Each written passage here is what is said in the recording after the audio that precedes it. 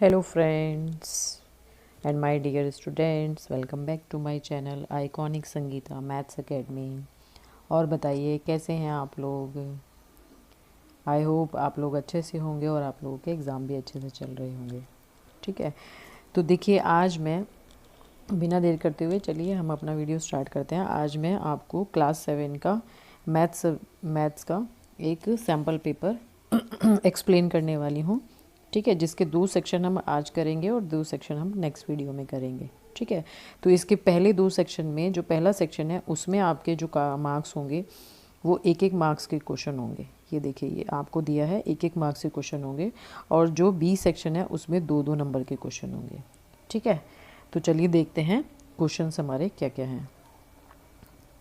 तो देखिए first question हमें गिवन है, find the ratio of 30 days to 36 hours.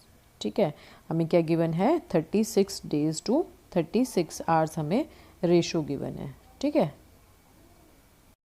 तो देखिए हमारे पास हमने पढ़ा है, आपने पढ़ा भी होगा चैप्टर्स में, जब भी हम रेशियो निकालते हैं किसी चीज़ का तो हमारे पास जो क्वांटिटी है वो क्वांटिटी सेम होनी ज़रूरी होती है, मतलब जो उसकी यूनिट है वो सेम हो। तो यहाँ पर देखिए हमें क्या गिवन है, हमें यहाँ गिवन है 30 डेज़ और यहाँ पर हमें गिवन है 36 आवर्स। तो दोनों हमारी सेम क्वांटिटी नहीं है, तो पहले तो हम इनको क्या करेंगे, सेम उसमें यूनिट्स में चेंज करेंगे। तो सेम यूनिट्स में चेंज करने के लिए हम क्या कर सकते हैं, 30 डेज़ को हम आवर्स में कन्वर्ट कर सकते हैं। तो देखिए 1 डे में कितने आवर्स होते हैं, 24 आवर्स। तो 30 डे में कितने हो जाएंगे, 30 इंटू 24 आवर्स हो जाएंगे। कितने हो जाएंगे, 30 इंटू 24 आवर्स हो जाएंगे। ठीक है, तो देखिए ये हमारा 30 इंटू 24 है ना, ये हमारा ऊपर 30 डेज़ को हमने आवर्स में कन्वर्ट कर दिया और नीचे वाला 36 आवर्स है। अब आप इसे क्या करिए, कैंसिल कर लीजिए। तो देखिए ये हमारा किससे कैंसिल हो जाएगा, 6 4 ज़ा 24, 6 6 ज़ा 36। अगेन हम इसको 6 1 ज़ा 6 और 6 5 ज़ा 30 कर सकते हैं, है ना। तो हम और कुछ कैंसिल तो कर नहीं सकते, तो हमारे पास फाइनल जो आ जाएगा वो रेशो कितना आ जाएगा, 20/1। ठीक है, या इसको हम 20:1 लिख सकते हैं। क्लियर है। तो चलिए देखते हैं नेक्स्ट क्वेश्चन क्या है।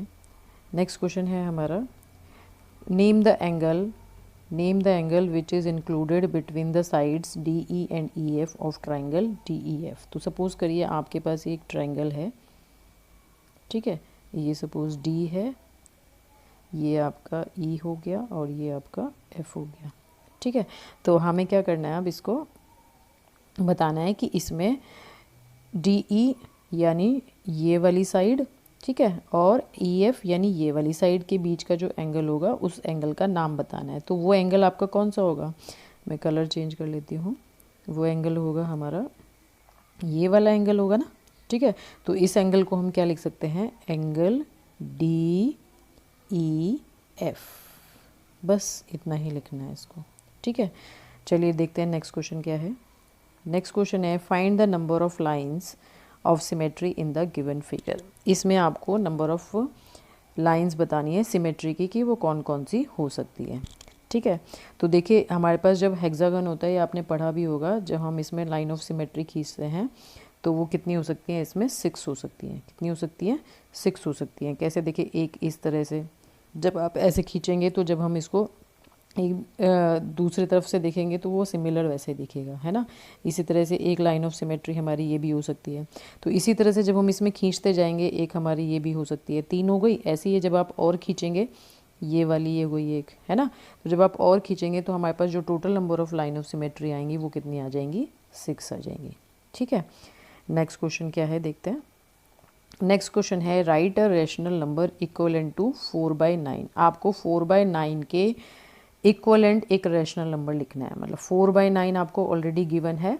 अब आपको इसके इक्वलेंट जो नंबर हो वो लिखना है। ठीक है, या तो आप इसे ऐसा कर सकते हैं, अब देखिए किसी से कटेगा तो है नहीं, है ना, 2 से ये जाएगा नहीं। तो आप इसमें ऐसा करिए, जब हमें कोई इक्वलेंट निकालना हो तो ऊपर नीचे कोई भी सेम नंबर से मल्टीप्लाई कर दीजिए, है ना।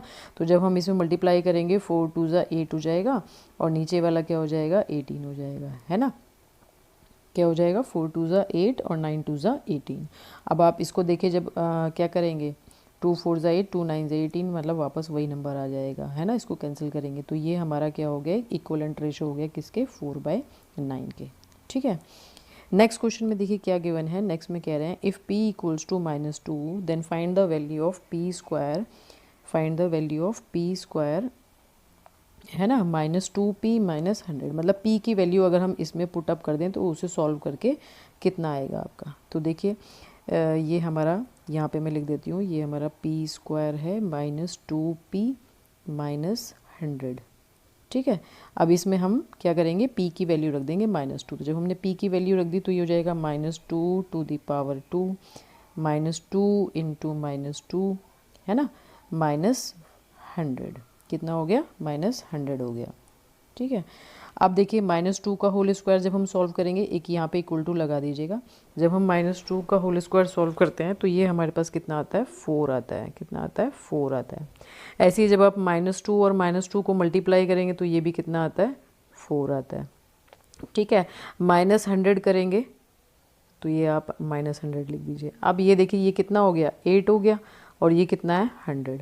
तो आप दोनों अपोजिट साइन के हैं तो 100 में से जब आप माइनस करेंगे 8 तो हमारे पास कितना आ जाएगा, -92। तो हमारा फाइनल जो आंसर है वो कितना हो जाएगा, -92। यहाँ लिख देती हूँ मैं, -92 हमारा इसका फाइनल आंसर होगा, ठीक है। नेक्स्ट क्वेश्चन देखते हैं। नेक्स्ट क्वेश्चन है what is the circumference of a circular disc, what is the circumference of a circular disc of radius 14 centimetre. मतलब आर आपको कितना गिवन है, आर आपको गिवन है 14। तो अब ये कह रहे हैं कि इसका सर्कमफेरेंस क्या होगा। मतलब सर्कुलर डिस्क सपोज ये है आपके पास, तो इसका सर्कमफेरेंस जो होता है वो कौन सा होता है, सर्कमफेरेंस होता है इसका कौन सा, इसे सर्कमफेरेंस कहते हैं, ये यानी इसकी जो परिधि है। तो ये हमारा फॉर्मूला होता है सर्कमफेरेंस का 2πr, ठीक है। तो 2πr में जब आप ये वैल्यू रख देंगे, और पाई की वैल्यू हमारी कितनी होती है, 22/7 होती है। तो हमने पाई की वैल्यू रख दी 22/7, और आर की वैल्यू हमारी कितनी है, 14 है ना। तो ये 14 हम यहाँ रख देंगे। तो 7 2 ज़ा 14 हो गया। तो अब आप इसे सॉल्व करेंगे तो आपके पास क्या आ जाएगा, सर्कमफेरेंस आ जाएगा 22 2 ज़ा 44, 44 2 ज़ा 88, ठीक है।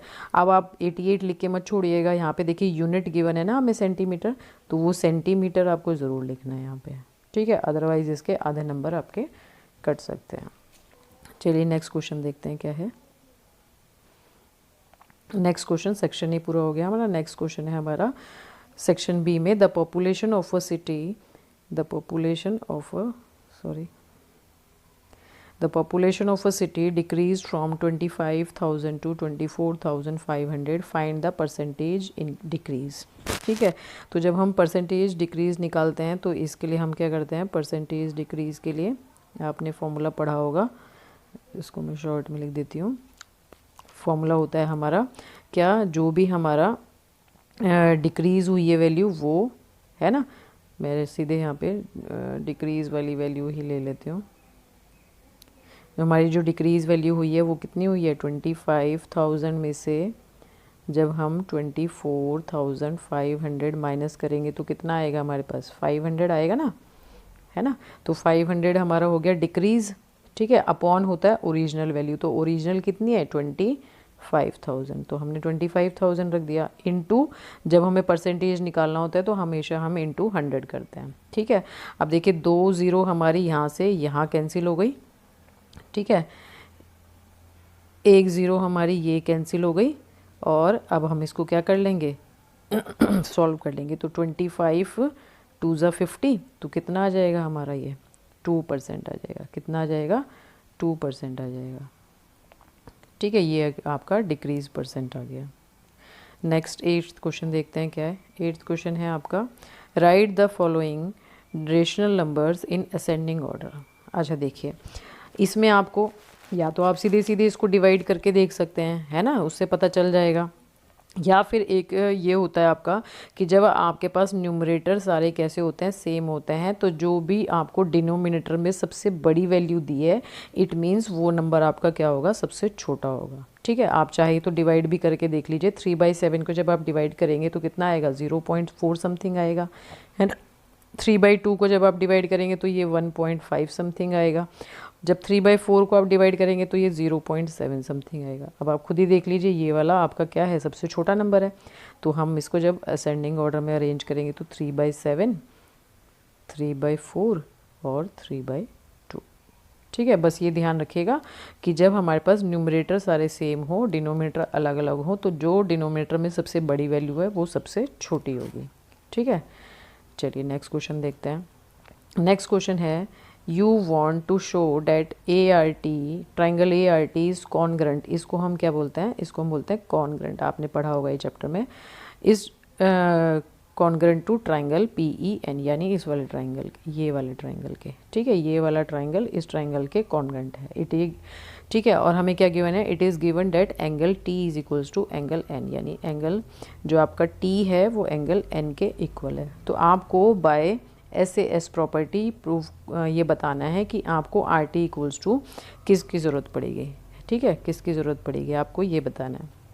तो देखिए, जब हमें ये एंगल इस एंगल के इक्वल गिवन है और RT हमारी कौन सी साइड है, ये वाली है, तो RT के इक्वल हमारी कौन सी साइड होनी चाहिए, EN ना। तो यहाँ पर क्या आ जाएगा, यहाँ आ जाएगा EN। ठीक है, तो एक साइड हो गई, एंगल हो गया। अब दूसरी हमें क्या, PN ये वाली साइड है, तो PN के इक्वल कौन सी होनी चाहिए, ये वाली साइड होनी चाहिए, है ना।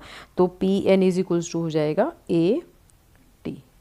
ठीक है, तो बाय ये देखिए साइड, ये एंगल और ये साइड, तो बाय साइड एंगल साइड हमारे जो ये दोनों ट्राइंगल हैं ये कैसे हो जाएंगे, कॉन्ग्रेंट हो जाएंगे। ठीक है, चलिए नेक्स्ट देखते हैं। नेक्स्ट क्वेश्चन क्या है। नेक्स्ट क्वेश्चन है, what cross section do you get when you give a vertical cut to the following solids. ठीक है, अगर आप एक डाई को वर्टिकल कट देते हो डाइस को, तो डाइस देखिए हमारा कैसा होता है, क्यूब के जैसा होता है ना, ऐसा होता है ना हमारा डाइस, इस तरह का होता है ना। तो जब आप इसे एक वर्टिकल कट देंगे तो हमारे पास क्या मिलेगा बताइए, एक रेक्टेंगुलर शेप मिलेगी, है ना। एक ऐसी रेक्टेंगुलर शेप मिलेगी जिसकी जो क्या कहते हैं लेंथ होगी, वो ये वाली जो, यानी ये वाली जो लेंथ है ये क्या हो जाएगी, जो भी हमें इसकी साइड गिवन है, यानी ये जो साइड गिवन है उसकी हाफ हो जाएगी, और जो उसकी ब्रेड्थ है वो क्या रहेगी, ये जो ब्रेड्थ है वो सेम रहेगी, है ना। मान लो आपके पास एक क्यूब है, आप उसे काट के देखिएगा, ऐसी कुछ भी एक जनरल कोई और चीज़, जैसे सपोज करिए आप पनीर का एक क्यूब, पनीर का पीस ले लेना, क्यूब जैसा काट लेना उसको। ठीक है, अब उसको आप बीच में से काट के देखिएगा कि जो आपके पास वर्टिकली जब आप काटेंगे तो जो आपके पास शेप आपको मिलेगी वो क्या वापस हमें स्क्वायर शेप तो नहीं मिलेगी ना, क्योंकि स्क्वायर से ही तो क्यूब बनता है और वही हमारा डाइस जैसा होता है ना। तो जो हमारी नई शेप मिलेगी हमें वो कैसी होगी, एक रेक्टेंगल जैसी होगी।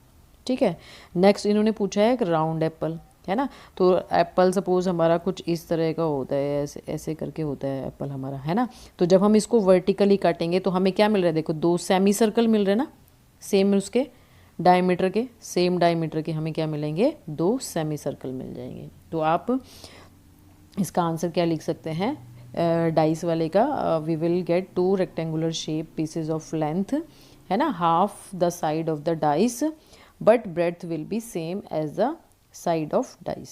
ठीक है, और एप्पल वाले में आप क्या लिख सकते हैं, we will get 2 semi circle shape pieces of same diameter. ये मैंने आपको लिखना बता दिया है ना कि कैसे आपको लिखना है, आप वीडियो को सुन के पॉज करके उसे नोट कर सकते हैं। ठीक है, चलिए नेक्स्ट क्वेश्चन देखते हैं। नेक्स्ट क्वेश्चन है हमारे पास, give the order of the rotational symmetry of the given figure about the point marked X. ये जो हमें पॉइंट मार्क्स दिया गया है इसके अकॉर्डिंग हमें नंबर ऑफ क्या बतानी है, नंबर ऑफ रोटेशनल सिमेट्री बतानी है, नंबर ऑफ ये ऑर्डर ऑफ द ऑर्डर बताना है हमें इसका कि कितना ऑर्डर होगा ये। तो इसका क्या मतलब होता है कि जब हम ये जो हमें गिवन है, जब हम इसे 90 एंगल पर रोटेट करेंगे, है ना, तो ये वापस हमें यही वाली शेप मिलेगी। फिर से जब हम इसे 90 मतलब पहले मैंने इसे ऐसे रोटेट किया, फिर से जब मैं इसे 90 एंगल पे रोटेट करूँगी तो फिर से हमें वही शेप मिलेगी, फिर से करूँगी फिर वही शेप मिलेगी। तो एक बार जब हमने 360 रोटेट किया तो कितना हुआ, ये 4 बार रोटेट होगा ना।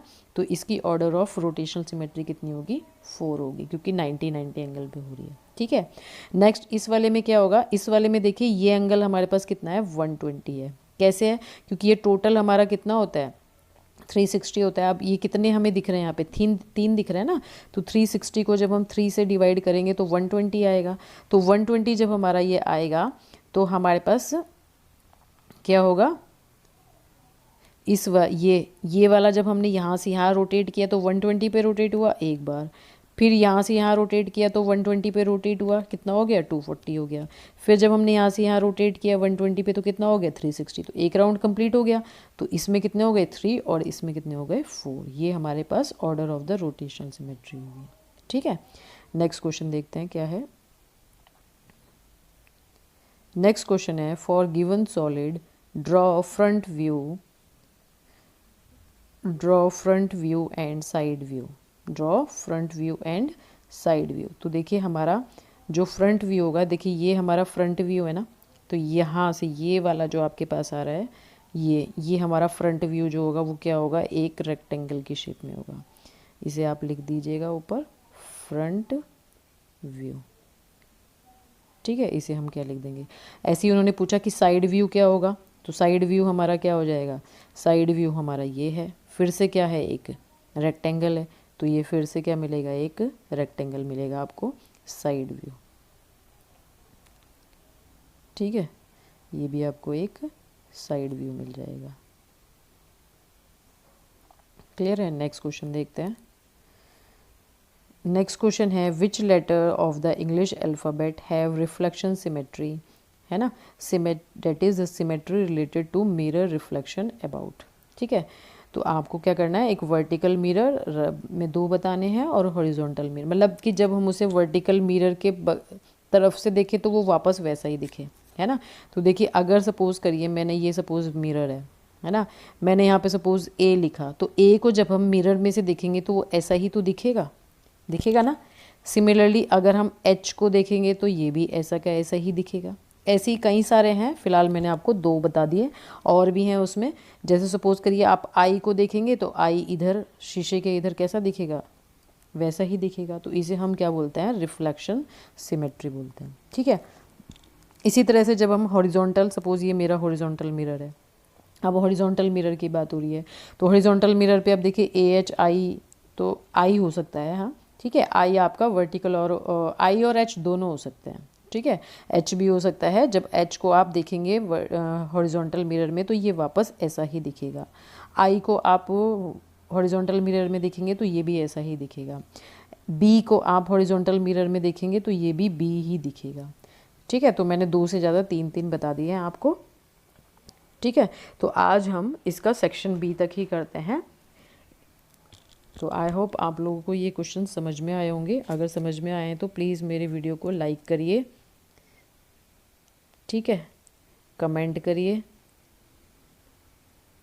और शेयर करिए अपने फ्रेंड्स के साथ, और उनको बोलिए कि वो सब्सक्राइब भी करें मेरे चैनल को इसी तरह के और इंटरेस्टिंग वीडियोस देखने के लिए। ठीक है, तो इसे नेक्स्ट मैं सेक्शन सी और सेक्शन डी दोनों का सॉल्यूशन डालूंगी, आप उसको भी ज़रूर देखिएगा और नोटिफिकेशन बेल ऑन करके रखिएगा, जिससे जैसे ही मैं वो नया वीडियो डालूं तो आपको नोटिफिकेशन मिल जाए और वो आपका स्किप नहीं हो पाए आपसे। ठीक है, तो चलिए तब तक के लिए बाय, मिलते हैं नेक्स्ट वीडियो में।